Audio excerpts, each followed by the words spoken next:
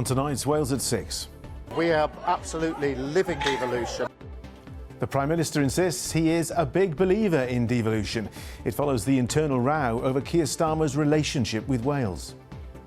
Tonight, a former First Minister admits that Labour might not be the biggest party in Wales after next year's election.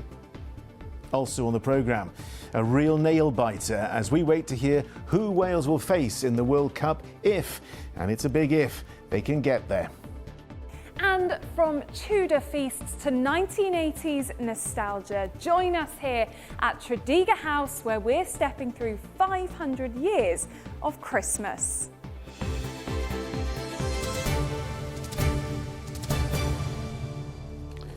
Hello, good evening. I'm a big believer in devolution. That was Prime Minister Keir Starmer's reply to critics within his own party about his approach to Wales.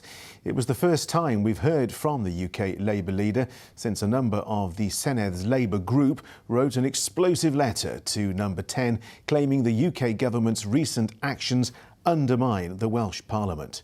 This week's rising tensions within the governing party all provided a tense backdrop as devolved leaders from across the UK descended on Cardiff for the latest British-Irish Council. Well, our reporter Megan Boot has spent much of the day following the Prime Minister and joins us now from the Senedd. Megan, what else did the Prime Minister have to say? Well, John, the Prime Minister wanted to talk about how having two Labour governments was delivering for Wales, so introducing the child poverty strategy today. But also, when I spoke to him earlier, he was referencing that plan on Anglesey with the development of the nuclear station at Wilver and the creation of jobs and the impact that will have. But you cannot hide from the fact that more than a third of Labour MSs wrote to the Prime Minister. It was published publicly this week, calling out his approach to devolution. He's been in Cardiff. The First Minister took him to Ely today, where she grew up, to launch this latest strategy. Hello. Arriving together, but the party is far from united. So I can't tell you how... An enthusiastic welcome for the Prime Minister, who visited Ely to announce a new strategy to tackle child poverty. Home area, I know. That's how exciting it is. Yet away from the announcement, some of the First Minister's Labour colleagues have been making noises for very different reasons. This was the first time Keir Starmer and Leonard Morgan were seen together since an explosive letter revealed deep divisions. Signed by more than a third of Welsh Labour Senedd members, they wrote to the PM, accusing the UK government of rolling back on devolution. Are you rowing back on devolution? No, we are absolutely living devolution. I'm a big believer in devolution. And what that means is the First Minister and me as Prime Minister working together to deliver across Wales. The letter itself contained clear and strong language, citing a failure to move forward with agreed steps to devolve further functions to Wales, and describing a programme which allows the UK government to directly fund local councils for community improvements as at best deeply insensitive, at worst a constitutional outrage. With respect, Prime Minister, the letter is about a scheme where your government is directly funding local councils. That's bypassing the Welsh government, isn't it? Well, the most important thing for me is through devolution to show that a Welsh Labour government and a Westminster Labour government can work together to deliver for the people of Wales. The Prime Minister then downplaying this row. As for the First Minister... Who do you support, the backbenchers or the Prime Minister on this? Our position hasn't changed. What we've had is a situation where the United Kingdom government has given us £500 million for us to decide how we spend that in Wales. There's a tiny fraction in addition that is being run from the centre, and yes, there are some issues around that. I mean, tiny fraction. In the letter they said if this was a Tory government, they'd be asking for a judicial review. They're not mincing their words here, First Minister. Look, my position hasn't changed, and I've spoken to the Prime Minister, and those discussions will continue with the Prime Minister. Today's visit was on the fringe of a bigger summit of devolved and Irish leaders who were in Cardiff. Hardly ideal timing, given the ongoing tensions. Was it awkward having that letter published this week when you were seeing him on today? Look, we talk all the time. This is not a problematic area. You know, we're always talking about tricky discussions. You know, devolution means that sometimes you do things differently. Sometimes you have to make sure that you defend your position. And that's what I need to do as First Minister. Ultimately, this visit saw the First Minister and Prime Minister stand together for the cameras. But the public clash over devolution proves that fundamental differences remain. And Meghan, they clearly wanted to talk about child poverty, but the focus firmly on the politics. Yeah, so with this child poverty strategy, it's estimated in Wales around 200,000 children are living in poverty. And what today's announcement was about trying to improve things for people. So how? Well, we heard, of course, about the scrapping of the two-child benefit cap. That's thought to help around 70,000 children in Wales. But there's also things like £150 towards energy bills and increases in living and national wage and allowances. Nonetheless, critics have said, well, where is the detail? On a UK picture, they're trying to reduce child poverty by 500,000 children by 2030. And let us not forget that child poverty and reducing it is not exactly unknown here. You know, back in 2011, there was a strategy put in place that child poverty would be gone in Wales by 2020. Clearly, that didn't happen. It's around a third of children in Wales with that. But today, the First Minister said that this, coming from the UK government, as well as the Welsh Government's own approach, will have those levers to help improve the situation for so many here. And finally, Meghan, just sum up for us, how do you see the relationship between the Welsh and UK wings of the Labour Party, and where does it go next? Well, I think it could be quite tricky. You know, of course, we have a Senedd election next year, and we've seen by the polls, we've seen by the results in the Caerphilly by-election how tricky a challenge Labour may face, and how tricky might that challenge be if they're not as united as perhaps they would like to be. Now, that issue about having more devolved powers in terms of things like rail infrastructure, of funding, of crime and justice, you know, tonight Plaid Cymru have said that, again, the Prime Minister hasn't acted on this. So it's going to be a topic of conversation that we are going to continue hearing. The First Minister said, well, look, she's been speaking to a new generation of Labour candidates for the election next year, that there's that real thirst. You know, the letters from most of the letters signed by several of those Labour MSs from here, you know, several of them aren't standing in the next election. Nonetheless, it's going to be an issue we're going to be talking about. OK, Meghan Boots in the Senedd, thanks very much indeed. And if you want more analysis like that on that story, why not subscribe to our Substack newsletter? It features the very best of our journalism and lands in your inbox every Saturday morning. And here's how to sign up. Just scan the QR code on your screen now, where you can sign up on Substack. You only have to do it once, and after that, we'll automatically email you our weekly newsletter, where you can get more analysis and insight from our reporters on the biggest stories around Wales. It's completely free to sign up, and you can read it on your phone and tablet too. Just scan the QR code to sign up, or if you're already on Substack, just search ITV Wales. Well worth doing. Now, former First Minister Cadwyn Jones has said that Labour may not be the biggest party after the Senedd election. He said Labour may have to be a junior party in any post-election deal. Our national correspondent Rob Osborne has been travelling around Wales, getting a sense of how voters are feeling in the run-up to the election. In 5 months and 2 days, we all head to the polls to elect a new Senedd. And all indications are this will be the most fascinating election in the history of devolution. There's definitely a lot to talk about, so I thought I'd jump in the car and have a little road trip, get around Wales, speak to people, get into communities, find out how they're thinking, what change means for them. And where better to start than a bingo hall in Tonopandi, traditionally a Labour area. But for how much longer? Always voted Labour. So is it Labour next time for you? No. Only one I wouldn't vote for is Reform. I will not vote for Conservative. I'd go between the others, but I've always voted Labour. Always voted Labour, so will you vote Labour next time, or might you be tempted by someone else? I'd be tempted. It would have to be a radical change. Red number 9. Very radical. Red number 9 is to get me back to them. Next stop, Bridgend, to meet the former leader of Welsh Labour, who acknowledges his party is in trouble and has started to say in public what some in his party are saying privately. It's all about who will work with who after the election. And if we can work with another party, we may not be the biggest party, but if we can work with another party, that will give us a chance to think again about where we want to go. So Labour being a junior party in a coalition or some sort of deal with... We can't rule that out. We can't rule that out, quite frankly. It's new ground for us. It would be quite a hurdle psychologically. It doesn't have to be a formal coalition. You can have confidence in supply. But hey, I'm not in the business of conceding yet. Let me put it that way. I want us to be the biggest party when the election comes in May. But nevertheless, we will always have to consider who we can work with and what sort of relationship we have with other parties. As we travel around the country, it's clear the mood out there is for change. And it seems whoever can best present themselves as that change may find themselves in the driving seat come May. Rob Osborne, ITV News. And you can see more on that on Wales This Week tonight here on ITV1 Wales at 7 o'clock. Now, those who enjoy using the Brecon and Monmouthshire Canal are breathing a sigh of relief this evening after the Welsh Government announced a £500,000 plan to secure its future. There had been concerns about low water levels, particularly in summer months.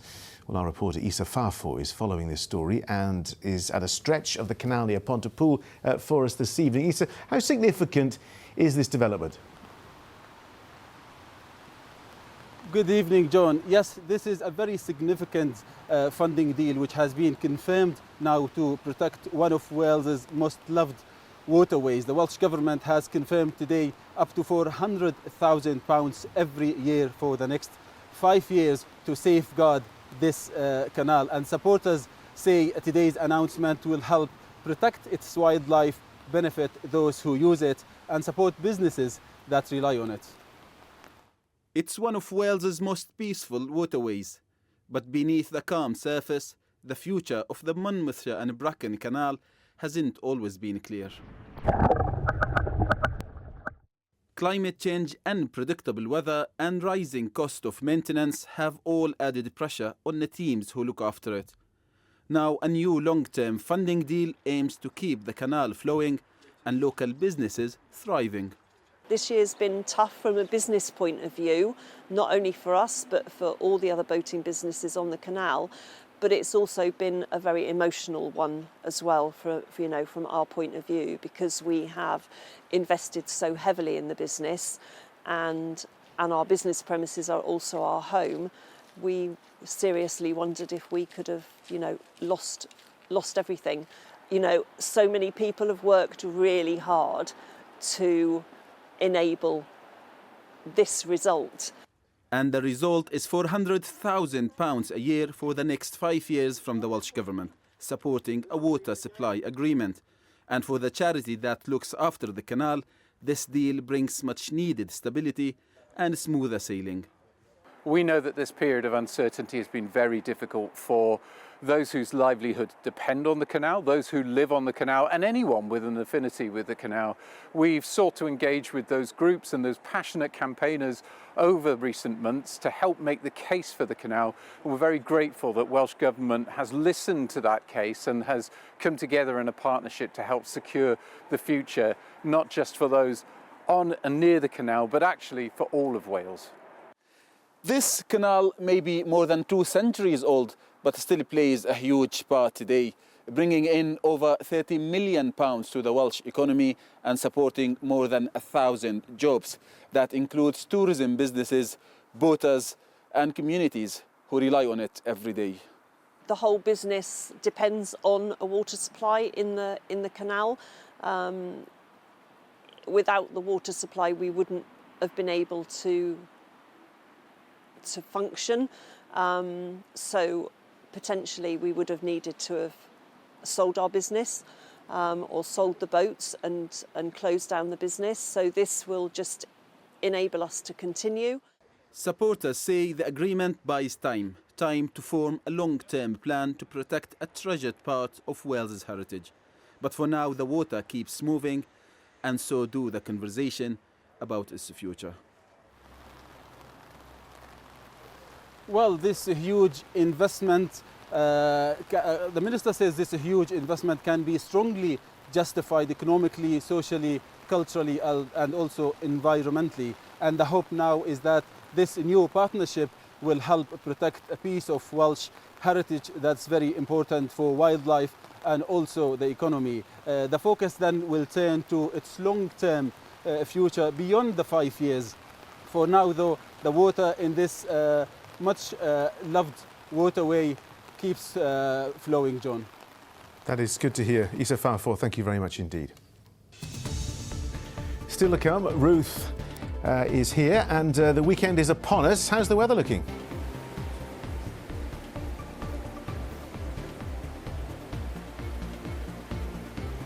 Far from festive is probably the best way of putting it, John, but hopefully we can put a little sparkle back into your evening. And Katie, it certainly looks like Christmas has arrived where you are this evening.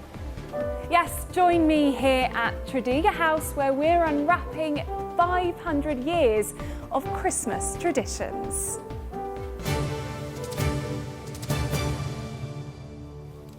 Now, 100 years ago today, the very first Christmas livestock market was held at Talgarth in Powys. Over the last century, changes in agriculture have seen many marts close, but Talgarth has remained strong. And today they held a market to honour the milestone, as our Rural Affairs correspondent Hannah Thomas now reports.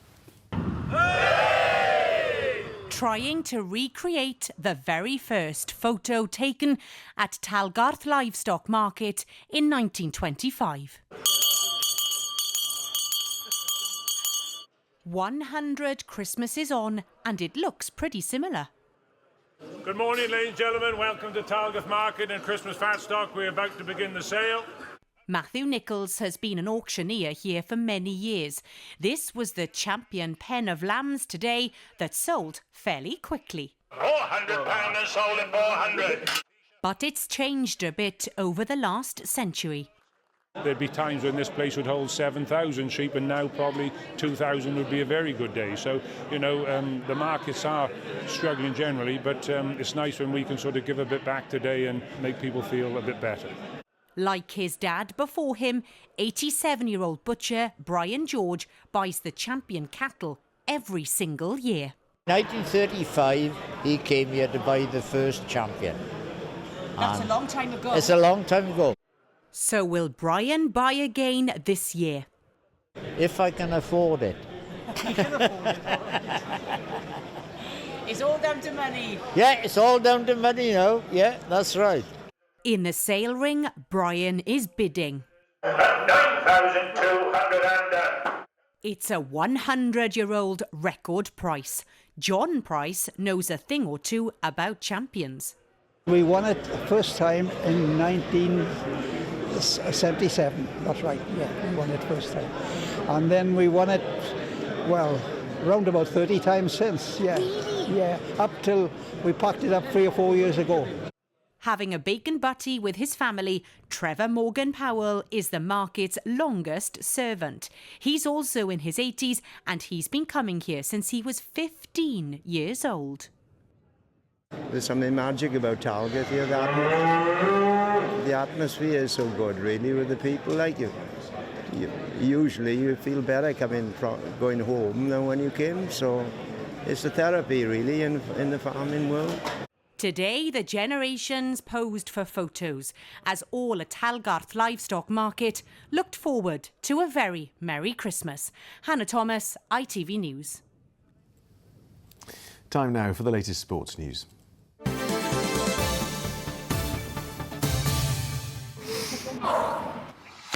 Powering local sport in the community. Octopus Energy sponsors ITV Cymru Wales Sports Report. Football and the draw for next year's Football World Cup is currently underway. Wales are still in the hunt to reach the finals in North America, but still needs to navigate the playoffs next March. Well, with the very latest, our sports reporter Matt Southcombe is here. So, Matt, who could we face? Well, John, as you mentioned, the draw is about to get underway in North America, in Washington, D.C. We can cross there now live for pictures from the draw. Unfortunately, the draw is yet to actually begin. Would you believe this production has been going on since 5 o'clock and we haven't seen any of the balls pulled yet? So stay tuned for that. There's been a lot of razzmatazz. They're currently introducing some sporting legends who will be drawing the balls from the pots. They include people like Tom Brady, Shaquille O'Neal, Wayne Gretzky and Aaron Judge. There have been performances from Robbie Williams and Nicole Scherzinger as well. Heidi Klum is presenting this and President Donald Trump is also in attendance. But John, as of yet, there is nothing to report, I'm afraid. Yes, I saw Donald Trump a little earlier picking up the FIFA World Peace Prize. We've not yet secured our spot yet. Just remind us of the potential path ahead for Craig Bellamy's squad. Yeah, that's right, John. Wales still have work to do to reach this tournament in the United States, Canada and Mexico. They have to win 2 playoff games in March, starting with a tie against Bosnia and Herzegovina on March the 26th, and they will then face the winner of Italy versus Northern Ireland, both games in Cardiff for a place at the 2026 Football World Cup. That is all to come in March, so there is plenty to look forward to. But for now, John, the draw is about to get underway in Washington, D.C. Craig Bellamy, Wales manager, will be watching this closely, as will fans across Wales, because essentially what we're witnessing here is the carrot being dangled.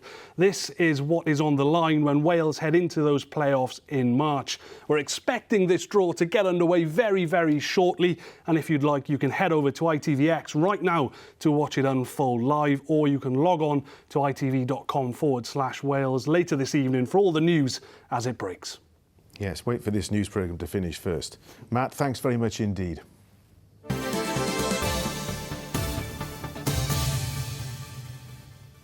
You're watching Wales at 6, a reminder of our top story. The Prime Minister has faced down critics, saying he is a big believer in devolution. The UK Labour leader was speaking for the first time since a number of the Senedd's Labour group wrote an explosive letter to Number 10, claiming the UK government's recent actions undermine the Welsh Parliament. And still to come on the ITV Evening News. Coming up on the ITV Evening News, the government's plan to lift more than 500,000 children out of poverty by 2030. But does it go far enough? Who will England and Scotland face in next year's World Cup? And the Princess of Wales hosts her 5th Christmas Carol service. Join me for those stories and more at 6:30. Now, have you put up your Christmas decorations yet? No. Well, if you want some inspiration, Tredegar House in Newport might be the place for you. The period property has adorned its many rooms with decorations inspired by 500 years of Christmases spent there by the Morgan family, from Tudor feasts to the tinsel-tastic 1980s. I remember them well. Katie Fenton went along to take a look.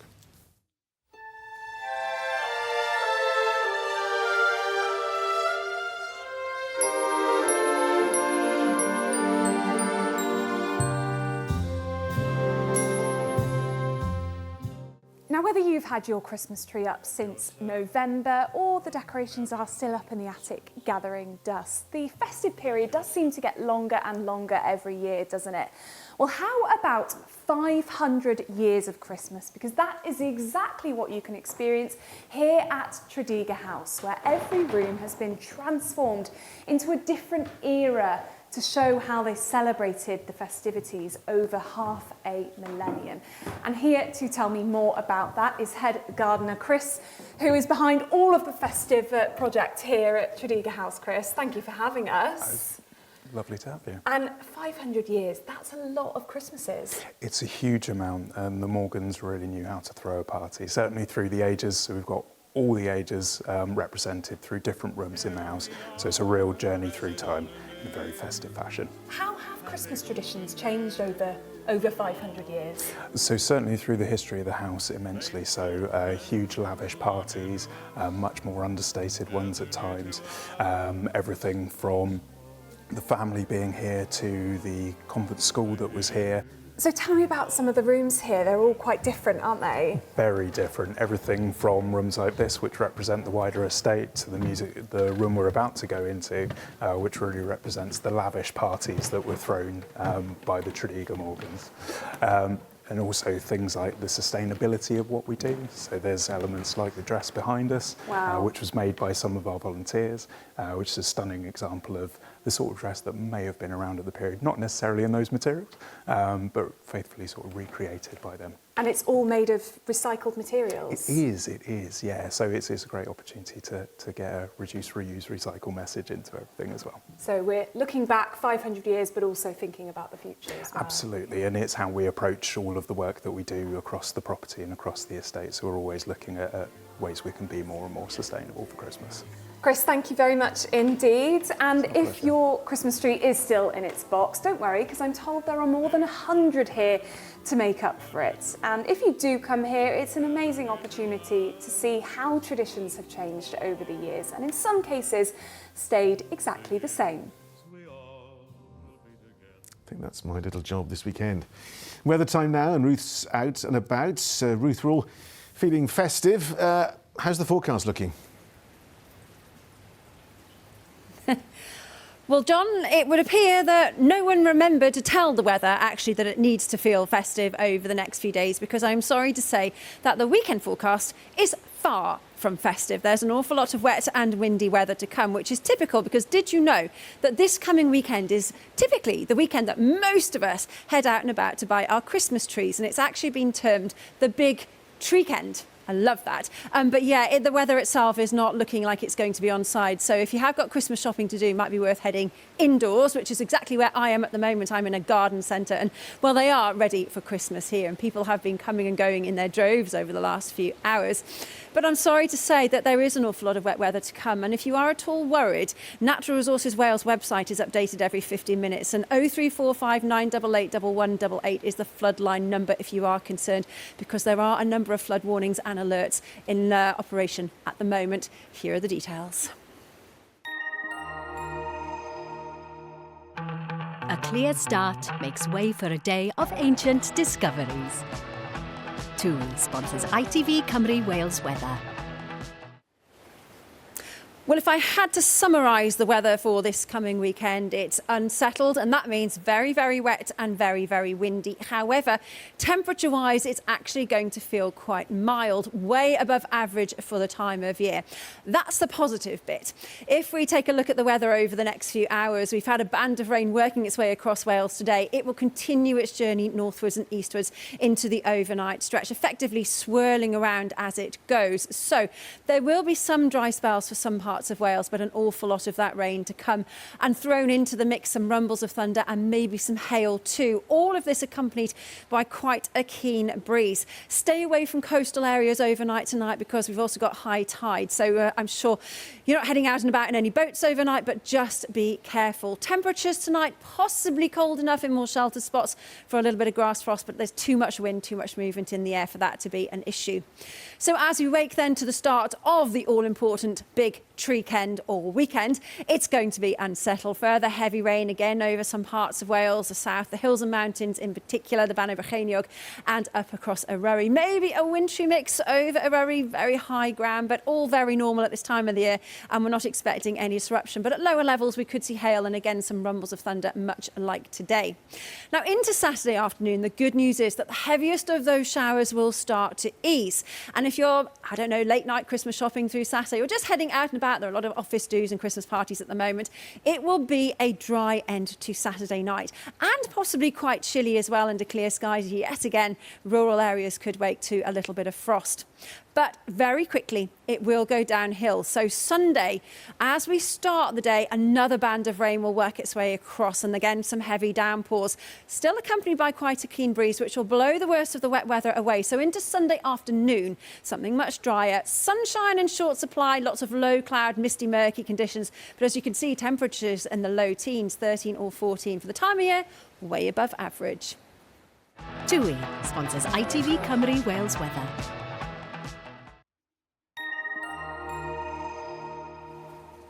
So, John, yes, I'm sorry to say it is not the most festive of forecasts by any means, but if you are out and about Christmas shopping this weekend, it might be worth taking some wet weather gear with you. But enjoy and happy Christmas. Well, thank you very much. It is a treekend for me. That's all from Wales at 6 for this week. Mary-Claire Carey-Jones will be here with your late update. But until then, from all of us, thanks for watching this week. I'll see you next week.